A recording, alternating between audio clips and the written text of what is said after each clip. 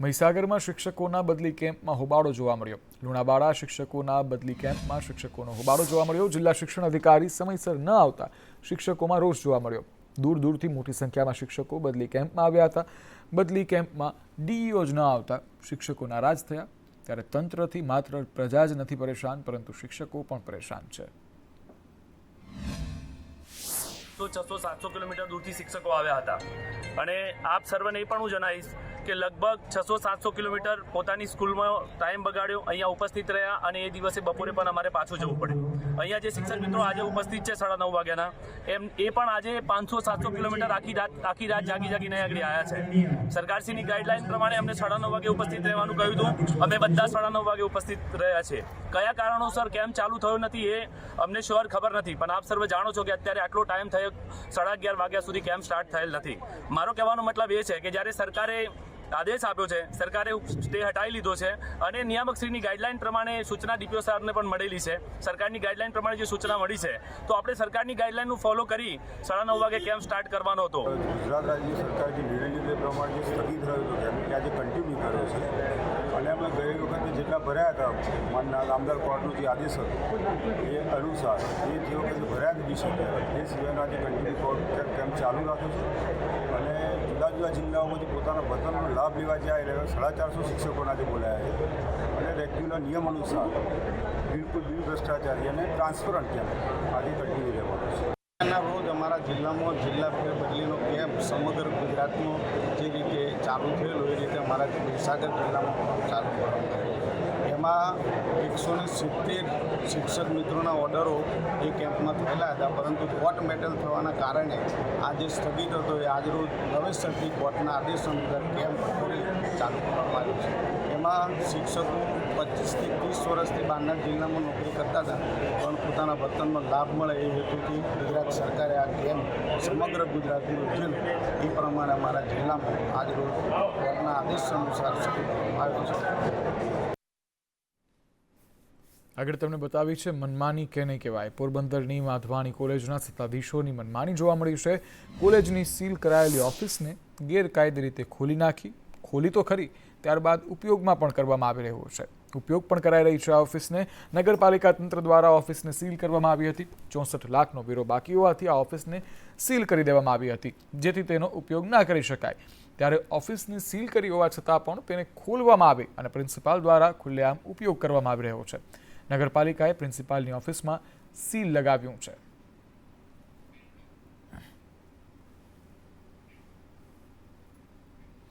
સુરતની વીર નર્મદ દક્ષિણ ગુજરાત યુનિવર્સિટી જે ખૂબ ચર્ચામાં રહેતી હોય છે, ત્યારે ફરી એકવાર ચર્ચામાં છે। ચર્ચા છે પરીક્ષામાં ગેરરીતિ આચરવાની।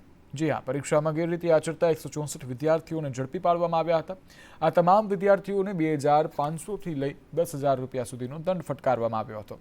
આ ઉપરાંત વિદ્યાર્થીઓ જે વિષયમાં ચોરી કરતા ઝડપાયા હતા તે વિષયનું પરિણામ પણ અટકાવી દેવામાં આવ્યું છે। યુનિવર્સિટી દ્વારા લેવામાં આવેલ પરીક્ષામાં ગેરરીતિ આચરતા ઝડપાયેલા વિદ્યાર્થીઓનું MPEC સમક્ષ હિયરિંગ પણ યોજાયું હતું। દારૂની બોટલ ફેંકવામાં આવી હતી। સુરતની ઘટના છે, ત્યારે આગળ વાત કરવી છે હવે મહંતોને બદનામ કરવા સામે રોષ જોવા મળી રહ્યો છે તેની।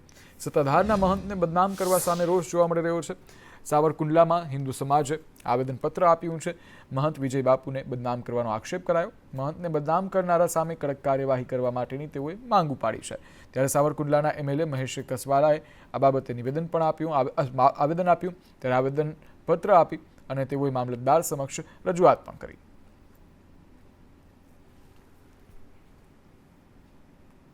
સૌરાષ્ટ્રની સુપ્રસિદ્ધ યાત્રાધામ કયો કે પછી સત્તાધાર જગ્યા કયો, ત્યાંના મહંત વિજય બાપુ સામે થઈ રહેલા આક્ષેપોને લઈ રાજુલા પંથકમાં ઘેરા પ્રત્યાઘાત પડ્યા છે। રાજુલા પંથકનો પ્રજાપતિ સમાજ સત્તાધારના સમર્થનમાં ઉતર્યો છે। આજે રાજુલા માર્કેટિંગ યાર્ડથી પ્રાંત કચેરી સુધી બાઇક રેલી કાઢી પ્રાંત અધિકારીને આવેદનપત્ર આપી રજૂઆત કરવામાં આવી હતી, જેમાં સત્તાધાર જગ્યાને અને મહંતને અસામાજિક તત્વો બદનામ કરી રહ્યા હોવાની રજૂઆત કરાઈ હતી। જગ્યાના મહંત સામે ખોટા આક્ષેપો કરી સનાતન ધર્મને બદનામ કરી ધાર્મિક લાગણી દુભાવવામાં આવતી હોવાના આરોપ કરાયા છે। મહંત સામે ખોટા આક્ષેપો કરવામાં આવ્યા છે, તેની યોગ્ય તપાસ કરવાની પણ હવે માંગ કરાઈ રહી છે। સૌરાષ્ટ્રની સુપ્રસિદ્ધ જગ્યા સત્તાધારના મહંત શ્રી વિજય બાપુ ઉપર ખોટી રીતે આક્ષેપ કરી અને સનાતન ધર્મ વિશે સમાજમાં ખોટું લાંછન લગાડવાના પ્રયત્નો થઈ રહ્યા છે અસામાજિક તત્વો દ્વારા, તો તેના વિરોધમાં આજે અમે ત્રણેય સમાજ ત્રણેય ગોળ ભેગા મળી અને કલેક્ટર સાહેબશ્રીને આવેદનપત્ર આપ્યું છે અને અમારી ધાર્મિક લાગણી દુભાણી છે. તો આ વિશે સરકારશ્રી કલેક્ટરના માધ્યમ દ્વારા સરકારશ્રીને અમે અપીલ માટે આવેદનપત્ર આપ્યું છે કે સત્ય શોધે અને અમારી ધાર્મિક લાગણીઓને ઠેસ પહોંચે એવા સનાતન ધર્મના જગ્યાઓ ઉપર ખોટા આક્ષેપો થઈ રહ્યા છે અને આખા સનાતન ધર્મને ટાર્ગેટ બનાવવામાં આવી રહ્યો છે. તો આ વિશે સરકારશ્રી પણ કંઈક પગલાં લે એવી અમારી નમ્ર અપીલ છે ત્રણેય ગોળને. એ માટે આજે અમે સર્વ જ્ઞાતિ ભાઈઓ બધા ભેગા મળી અને collector Shri Rajula deputy collector સાહેબને આવેદનપત્ર આપ્યું છે. સત્તાધારના અત્યારે મહંત શ્રી વિજય બાપુ છે, તો એને બદનામ કરીને અમારી સત્તાધાર આખી જગ્યા જે દેહાણ પરિવાર તરફથી આવે છે, અમારો પ્રજાપતિ સમાજ એનું આસ્થાનું કેન્દ્ર છે સત્તાધાર. એટલે શામજી બાપુ લઈ લ્યો, આપા ગીગા વખતથી અમારી ઓછામાં ઓછી મને યાદ છે ત્યાં સુધી અમારી 7-8 પેઢીથી બધા પૂજીએ છીએ. તો એની ઉપર ખોટા આક્ષેપો કરી અને જગ્યાને બદનામ કરે છે. વિજય બાપુને તો કરે જ છે, પણ આખી જગ્યાને બદનામ કરે છે, જેથી કરીને અમારા પ્રજાપતિ સમાજ આજરોજ પ્રાંત અધિકારી સાહેબને આવેદનપત્ર દેવા અમે આવ્યા હતા. સોમનાથ ભાવનગર હાઈવે પર સિંહોની લટાર જોવા મળી છે. બાવાના પીપળવા ફાટક નજીક આ સિંહોની લટાર જોવા મળી છે. સિંહોની હાજરીથી વાહન ચાલકોના પૈડા જે છે તે થંભી ગયા હતા. 3 સિંહોના રોડ ક્રોસ કરતા સીસીટીવી દ્રશ્યો પણ સામે આવ્યા છે, જે તમારી ટીવી સ્ક્રીન પર આપ જોઈ શકો છો, કે જેમાં જે જંગલ રાજ જે છે તે લટાર મારતા જોવા મળી રહ્યા છે. ત્યારે દ્રશ્યોમાં જોઈ શકાય છે કે વાહન જે છે તે ધીરા કરી દેવામાં આવ્યા છે. વાહન ચાલકો દ્વારા કાળજી રાખવામાં આવી રહી છે. ત્યારે આ સિંહો જે છે તે હવે રસ્તાઓ પર કોન્ક્રીટના જંગલ તરફ ફરી વળી રહ્યા છે. કદાચ કારણ એ પણ છે કે આપણે જંગલમાં ઘૂસ્યા છીએ, પણ જે બી હોય તેના કારણે તેઓ ખૂબ જોખમમાં છે અને સિંહ પ્રજાતિને લઈને સાવધાની રાખવાની જરૂર છે.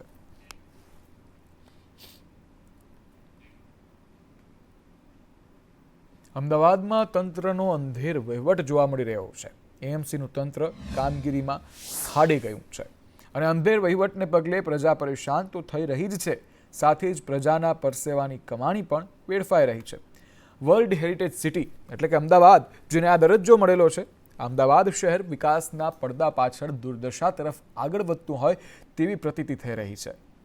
હવે એએમસી વિકાસ બતાવવાની હોડમાં શહેરનો એક પણ વિસ્તાર એવો બાકી નથી કે જ્યાં લોકોને હાલાકી ન પડતી હોય.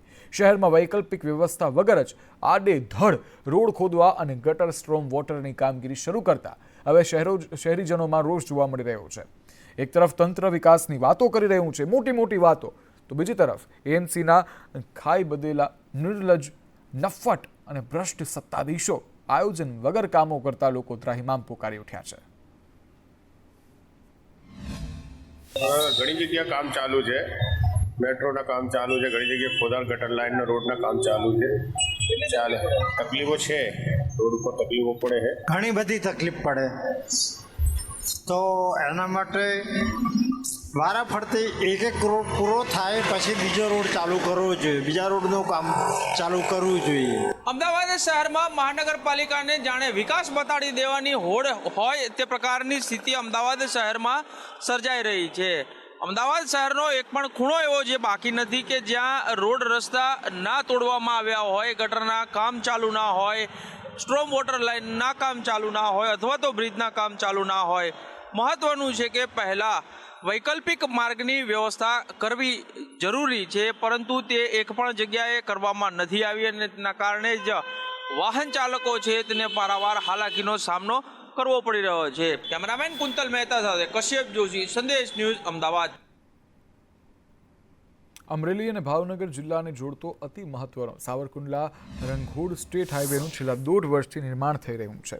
લીલિયા અને લાઠીમાંથી પસાર થતા આ સ્ટેટ હાઈવેનું નિર્માણ કાર્ય હાલ અટકી પડ્યું છે. 1.5 વર્ષ પહેલાંથી આ કામ ચાલી રહ્યું છે, પરંતુ હવે અટકી પડ્યું છે. રોડનું નિર્માણ કાર્ય અટકી જતાં આસપાસના વિસ્તારોના લોકોને ભારે હાલાકી તો પડવાની જ છે, જેને લઈને તેમની સમસ્યા પણ સામે આવી રહી છે. વાહન આવતાની સાથે જ ધૂળની ડમરીઓના ગૂટે ગૂટા થવા લાગે છે અને નાના વાહન ચાલકોને આ ધૂળના કારણે વાહન ચલાવવામાં ખૂબ મુશ્કેલીઓ પડે છે, અકસ્માત સર્જાય છે, જેના કારણે અકસ્માત થવાનો પણ ભય સતાવતો જ હોય છે સૌ કોઈને. 1 વર્ષ પહેલાં સાવરકુંડલાથી દામનગર સુધી આ રોડ બનાવવામાં આવ્યો છે, જેમાં ખાસ વાત તો એ છે કે સિંગલ લેયર પાથરીને એજન્સીએ સંતોષ માની લીધો છે અને ત્યારબાદ આ રોડની કામગીરી બંધ કરી દેવામાં આવી છે. આ ખરેખર તો આ સાવરકુંડલાથી રંગોળા જતો જે રોડ છે, હાઈવે છે, એ ટૂંકા સમયગાળાની અંદર સંપૂર્ણ રીતે પૂરો થઈ ગયો છે, પતી ગયો છે. વાહન ચાલકોને વાહન ચાલવામાં પણ પારાવાર મુશ્કેલીનો સામનો કરવો પડે છે. 2 વાર ટેન્ડર થયું છે. પહેલી વાર જ્યારે ટેન્ડર થયું એજન્સી કામ પડતું મૂકીને જતી રહી, બીજી વાર ટેન્ડર થયું તો પણ એજન્સી છે એ કામ પડતું મૂકીને જતી રહી છે. અને એજન્સીએ જે રોડ કર્યો છે એમાં ઉપરનું લેયર તો કરવામાં નથી આવ્યું. ઉપરનું લેયર કર્યા વગર એજન્સી જતી રહી છે. અને જે ડામર રોડ છે એ કર્યો છે સાવરકુંડલાથી રંગોળા હાઈવે, એ ડામર રોડ સદંતર રીતે છે એ પતી ગયો છે. અને આમાં ક્યાંક ને ક્યાંક એજન્સી અને અધિકારીઓ છે એ બેની મિલીભગતથી મોટો ભ્રષ્ટાચાર છે. આ તો સાવરકુંડલાથી રંગોળા હાઈવે રોડ છે, એ રોડ એક હાથ માર્યો છે અને તૂટી ગયો છે. હવે બીજો હાથ તો ક્યારે થાય એનું કાંઈ નક્કી જ નથી. એટલે સરકાર આનો કાયદેસર રીતે તપાસ કરે એમ. આમાં કેટલો ભ્રષ્ટાચાર થયો છે અને શું કામ આમાં મોડું કઈ રીતે છે એમ. તદ્દન તૂટી ગયો છે રોડ આખો લીલિયાથી જૂના સાવર લગીનનો. સાવરકુંડલાથી રંગોળા જે સ્ટેટ હાઈવે બની રહ્યો છે, 1 વર્ષ પહેલાં જ આ રોડ બનાવી દેવામાં આવ્યો છે. તો ક્યાંક આ રોડ છે મૂકી દેવામાં આવ્યો છે. હું આપને દ્રશ્યો બતાવીશ જે રોડ અત્યારે હાલની પરિસ્થિતિ છે. વાહન ચાલકો ખૂબ જ આ રોડ ઉપર પરેશાન થઈ રહ્યા છે. તો આ રોડ ક્યારે પૂરો કરવામાં આવશે તેવા પણ સવાલો થઈ રહ્યા છે. અને જે રોડ બની ચૂક્યો છે, જે સિંગલ લેર મારી દેવામાં આવી છે, જોઈએ તો સાવરકુંડલાથી લઈને દામનગર સુધી સિંગલ લેર મારી દેવામાં આવી છે, તે પણ હાલ જોઈએ તો સમગ્ર રોડ ઉખડી ગયો છે. અધિકારીઓને પૂછવામાં આવતા તેઓએ જણાવ્યું હતું કે બીજી લેર મારવાની બાકી છે, પરંતુ ક્યારે મારવામાં આવશે તેવા સવાલો જે છે લોકોમાં થઈ રહ્યા છે. સત્વરે આની તપાસ કરવામાં આવે ને તાત્કાલિક ધોરણે આ રોડ પૂરો થાય તેવી લોકોની માંગ છે. પ્રદીપ ઠાકર, સંદેશ ન્યૂઝ, લીલિયા, અમરેલી. અમદાવાદની ઓળખ સમાન સાબરમતીના નદીના નામે એક કાળું ટીડું પણ લાગ્યું છે. સાબરમતી નદી પરનો રિવરફ્રન્ટ કે વોકવે પ્રવાસન સ્થળની સાથે સાથે સુસાઇડ પોઈન્ટ બની ગયો છે. મળતા આંકડા પ્રમાણે વાત કરીએ તો છેલ્લા 11 વર્ષમાં 1869 લોકોએ સાબરમતીમાં ઝંપલાવી અને જીવન ટૂંકાવ્યું છે. જેમાં વાત કરીએ તો મહિલાઓ કે કેટલો સમાવેશ છે તો 247 મહિલાઓનો સમાવેશ થાય છે, 586 પુરુષ અને 36 બાળકોનો સમાવેશ થાય છે. 2023માં સૌથી વધુ 158 લોકોએ રિવરફ્રન્ટથી નદીમાં મોતની છલાંગ લગાવી હતી. તો 11 વર્ષમાં આત્મહત્યા કરતા 466 લોકોને બચાવી લેવાયા હતા. સાબરમતી રિવરફ્રન્ટના 39 કિલોમીટરના વોકવે પર એક પણ સીસીટીવી નથી. 97 સિક્યુરિટી ગાર્ડ ફરજ પર હોવા છતાં આત્મહત્યાના વધતા બનાવો ચિંતાનો વિષય બની ગયો છે. અમદાવાદના સાબરમતી રિવરફ્રન્ટથી જમ્પ લાવીને આત્મહત્યાના જે આંક છે તે વધી રહ્યા છે. જ્યાં કિસ્સાઓ છે તેમાં વધારો સામે આવ્યો છે. એક આરટીઆઈ મુજબ છેલ્લા 11 વર્ષમાં 1869 લોકોએ સાબરમતી નદીમાં જમ્પ લાવીને જીવન ટૂંકાવ્યું છે, જેની અંદર 247 મહિલાઓનો સમાવેશ થાય છે, જ્યારે 1586 પુરુષોનો સમાવેશ થાય છે, જ્યારે 36 જેટલા બાળકો છે કે જે 11 વર્ષમાં આત્મહત્યા કરીને તેમણે જીવન ટૂંકાવ્યું છે. સૌથી વધુ આવા કિસ્સા છે કે જે વર્ષ 2023માં સામે આવ્યા છે. વર્ષ 2023માં 158 લોકોએ આ રિવરફ્રન્ટમાંથી નદીમાં જમ્પ લાવીને પોતાનું જીવન છે તે ટૂંકાવી દીધું છે. મહત્વની બાબત એ પણ છે કે આખા 39 કિલોમીટરના આ વોકવેમાં એક પણ સીસીટીવી કેમેરો નથી સજ્જ કરવામાં આવ્યો. 97 સિક્યુરિટી ગાર્ડ તૈનાત હોવાના દાવા તંત્ર તરફથી કરવામાં આવી રહ્યા છે. જોકે આ તમામ દાવાની સામે 11 વર્ષની અંદર જે આત્મહત્યાનો આંક સામે આવ્યો છે તે ખૂબ ચોંકાવનારો છે. અને હવે આ જે આરટીઆઈમાં જે ખુલાસો થયો છે તે બાદ હવે તંત્ર અહીંયા સુરક્ષા વધારે છે કે કેમ તેને લઈને સવાલો ઉઠી રહ્યા છે. કેમેરા પર્સન મેહુલ પટેલ સાથે આયુષી યાજ્ઞિક, સંદેશ ન્યૂઝ, અમદાવાદ. જામનગરના લાખાબાવડ પાસે ટ્રેન અકસ્માતની મોટી ઘટના સહેજથી ટળી હતી. લાખાબાવડ સ્ટેશન પાસે રેલવે ટ્રેકમાં મોટી તિરાડ પડતા ટ્રેક ક્ષતિગ્રસ્ત થતા તૂટી પડ્યો હતો. ત્યારે રેલવે વિભાગે તાત્કાલિક ધોરણે સાંધાનું રિપેરિંગ હાથ ધરીને ટ્રેનને ધીમી ગતિએ પાર કરાવી હતી. ઓખા ભાવનગર રૂટની ટ્રેનને 1.5 કલાક ક્રોસિંગ માટે રાહ જોડાવી પડી હતી. હાલ રેલવે ટ્રેકના રિપેરિંગનું કામ પૂર્ણ થઈ જતા રાબેતા મુજબ ટ્રેન વ્યવહાર શરૂ કરી દેવામાં આવ્યો છે.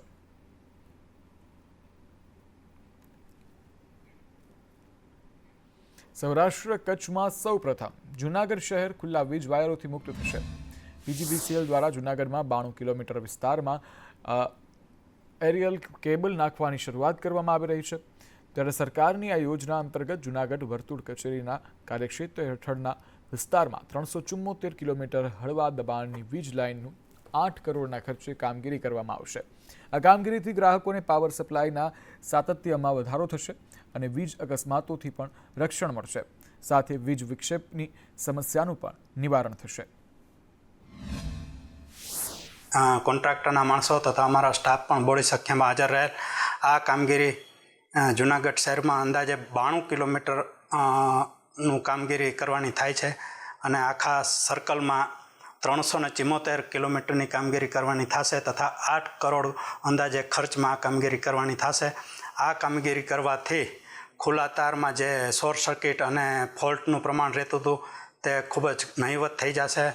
ફોલ્ટ ઘટી જશે, સાતત્યપૂર્ણ પાવર મળશે અને નેટવર્કનું સ્ટ્રેન્થન થશે. જેતપુર માર્કેટિંગ યાર્ડમાં ડુંગળીની મબલક આવક થઈ છે, પરંતુ ડુંગળીના ભાવ તળિયે જતાં ખેડૂતોને ભારે મોટો આર્થિક ફટકો સહન કરવો પડે તેવી સ્થિતિ સર્જાય છે. 1.5 મહિના પહેલાં જ ડુંગળીના ભાવ 700થી 800 મળતા હતા, તેના હવે 250થી 100 રૂપિયા મળતા ખેડૂતોને ડુંગળી રડાવી રહી છે. ત્યારે ડુંગળીના નિકાસ પરની એક્સાઇઝ ડ્યુટી સરકાર નાબૂદ કરે તેવી ખેડૂતો માંગ કરી રહ્યા છે. ડુંગળીના પૂરતા ભાવ હાલમાં ખેડૂતોને નથી મળી રહ્યા અને ડુંગળીની પડતર કિંમત પણ નથી નીકળી રહી, જેની પાછળનું મુખ્ય કારણ જો કોઈ હોય તો તે કેન્દ્ર સરકાર દ્વારા નિકાસબંધી પર લગાવાયેલી 20% ડ્યુટી છે, જેથી તેને નાબૂદ કરવા ખેડૂતો માંગ કરી રહ્યા છે. ડુંગળીના વાવેતરમાં ખેડૂતોને વીઘે 25થી 30,000 રૂપિયાનો ખર્ચ થાય છે, તેની સામે વીઘે 5થી 6,000 રૂપિયા જ મળતા ખેડૂતોને આપઘાત કરવો પડે તેવી સ્થિતિ સર્જાય છે.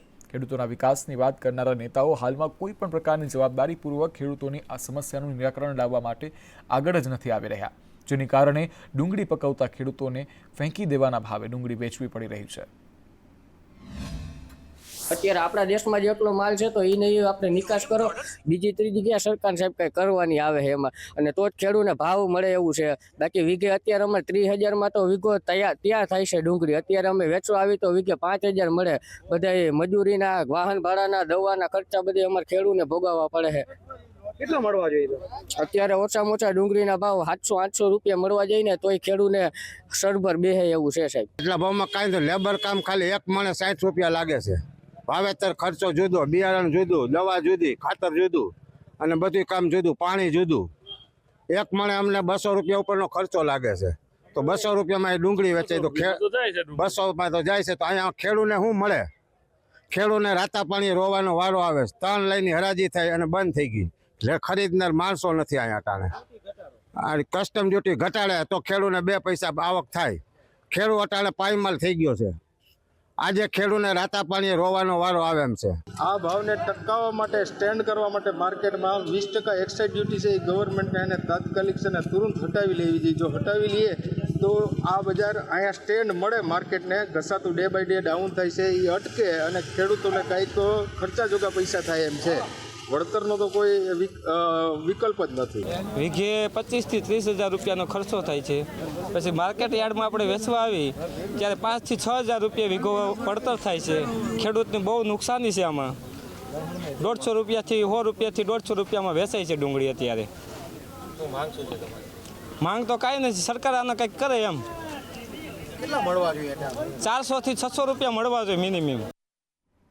તો ખેડૂતોના હકની માંગણી કરવા કિસાન કોંગ્રેસ ચેરમેન પાલ આંબલિયા દ્વારકા જિલ્લાના પ્રવાસે છે. ત્યારે ખેડૂતોના હક માટે 3 માંગ કરી રહ્યા છે, જેમાં પાક વીમો, ચાલુ વર્ષનું પાક ધિરાણ માફ કરવા અને જમીન માપણી રદ કરવાની માંગ સાથે જિલ્લાના ખેડૂતો પાસે 3 ફોર્મ ભરાવી કલેક્ટરને રજૂઆત કરશે.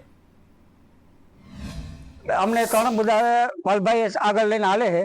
પહેલો એક મુદ્દો છે 2016માં ખેડૂતોને ખરેખર પાક વીમો મળે હતો સરકારના ધારાધોરણ મુજબ, તો અમને 1 રૂપિયા પણ એમાં મળ્યો નથી. એ અમને હકની માગણી અમે થાય વીમો અમને આપવામાં આવે. બીજા નંબર ખેતીનું જે સર્વે કર્યું છે સરકારે, એ સર્વે તદ્દન ખોટું છે. એ સર્વે પાછું રદ થાય. 3 ફોર્મ સાથે દ્વારકા જિલ્લાના એક ગામમાં જઈ ખેડૂતો પાસે આ ફોર્મ ભરાવી અને નક્કી કરેલી એક તારીખે દ્વારકા જિલ્લાના તમામ ખેડૂતોએ ફોર્મ લઈને આવે અને 3 માંગો સાથે કલેક્ટર પાસે જઈએ. આ આયોજન સાથે અત્યારે આખી ટીમ દ્વારકા જિલ્લાનો પ્રવાસ કરી રહી છે. ધરમપુરના કરંજવેરી ગામમાં શ્રીમદ રાજચંદ્ર એજ્યુકેશન ટ્રસ્ટને જમીન ફાળવવામાં આવતા સ્થાનિકોએ રેલી યોજી વિરોધ દર્શાવ્યો હતો. આદિવાસી સમાજની જમીન માટે ભાજપ તેમજ વિપક્ષના એક સાથે રહીને આંદોલનમાં જોડાયા હતા. ધારાસભ્ય અરવિંદ પટેલ પણ રેલીમાં જોડાયા હતા.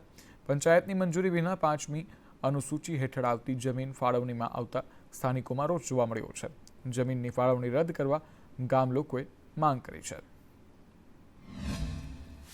આ આવેદન અમારા ગામમાં આવેલી શિરપત્ર જગ્યા છે એ રાજચંદ્ર એજ્યુકેશનને જ્યારે ડાયરેક્ટ નામે કરી દેવામાં આવી છે, જે અમારા ગામને માલુમ પડતા એના વિરોધમાં અમારે આ આવેદનપત્ર આપવામાં આવ્યું છે. કરંજવીર ગામની 7 એકર જેટલી જગ્યા શ્રીમદ રાજચંદ્રને ફાળવી દેવામાં આવી છે. ગ્રામ પંચાયતની કોઈ પણ સંમતિ વગર અમારા ક્રાંતિકારી બિરસા મુંડાએ જળ જંગલ જમીન બચાવવા માટે પોતાના પ્રાણોની આહુતિ આપી દીધી હતી અને આ જગ્યા અમારા બાપ દાદાએ સાચવેલી છે. કોઈ કાલે બહારથી આવીને એમ કહે કે આ જગ્યા અમારી છે, એ આદિવાસી સમાજને બિલકુલ સ્વીકાર્ય નથી. मुझे करंजवेरीना सर्वे नंबर 387 ये जमीनों રાજચંદ્ર સંસ્થા દ્વારા શૈક્ષણિક હેતુ માટે માંગવામાં આવેલી છે અને શૈક્ષણિક હેતુ માટે સરકારની પડતર જમીનો છે એ ફાળવવાની સરકારની નીતિ અને જોગવાઈમાં જ સામેલ છે. જૂનાગઢ મહાનગરપાલિકાની મુદ્દત પૂરી થઈ ગઈ છે. હાલ વહીવટદારનું શાસન છે, પરંતુ આગામી ટૂંક સમયમાં જ આ ચૂંટણી જાહેર થવાની છે, જેને લઈ કોંગ્રેસે ત્યારથી જ કમર કસી છે અને બેઠકોનો દોર શરૂ કરી દીધો છે. કાર્યકર્તાઓ સાથે મહાનગરના પ્રભારી અને પૂર્વ ધારાસભ્ય પૂજા વંશ દ્વારા શહેર કોંગ્રેસના કાર્યકર્તા અને આગેવાનો સાથે પૂજા વંશે બેઠક યોજી હતી, જેમાં આગામી મહાનગરપાલિકાની ચૂંટણીને લઈને કેવા પ્રકારની રણનીતિ અને કયા મુદ્દાઓને લઈને લડવું જોઈએ તે અંગે ચર્ચાઓ કરી હતી. કેટલાક કાર્યકરોએ મહાનગરના પ્રભારીને જે અસંતોષ હતો તેની પણ રજૂઆત કરી હતી. કાર્યકર્તાઓએ મેયરનો ચહેરો પ્રથમ જાહેર કરવામાં આવે, જેથી ઉમેદવારોને અને કાર્યકર્તાઓને લડવા માટે પૂરતો જુસ્સો મળી રહે તે અંગે પણ રજૂઆત કરી હતી. વાસણ ભબડે તો સ્વાભાવિક રીતે એને શાંત કરવા માટે કે જે નાની મોટી કોઈ ઇસ્યુ હોય કે કોઈ ત્રુટીઓ હોય તો એ ત્રુટીઓ અને રજૂઆત કરવાનો બધાને અધિકાર છે. કોંગ્રેસ પક્ષમાં આંતરિક લોકશાહી છે અને આંતરિક લોકશાહી છે ત્યારે લોકશાહીની માધ્યમ દ્વારા મુક્ત મને પોતાનો વિચાર, પોતાની રજૂઆત એ કરી શકે છે. ભાજપમાં રજૂઆત કરવા માટેની આ સ્થિતિ નથી. આજે અમારી ગુજરાત પ્રદેશ તરફથી એક અમારા ડેલિગેટ મોકલવામાં આવ્યા છે. જૂનાગઢ મહાનગરપાલિકાની ચૂંટણી ટૂંક સમયમાં જાહેર થવાની છે. તે બાબતે રણનીતિઓ માટે એક મિટિંગનું આયોજન હતું અને અમારા તરફથી એવી રજૂઆત કરવામાં આવી છે કે જૂનાગઢ મહાનગરપાલિકાના મેયર કોંગ્રેસ પાર્ટી તરફથી વહેલામાં વહેલા જાહેર કરવામાં આવે.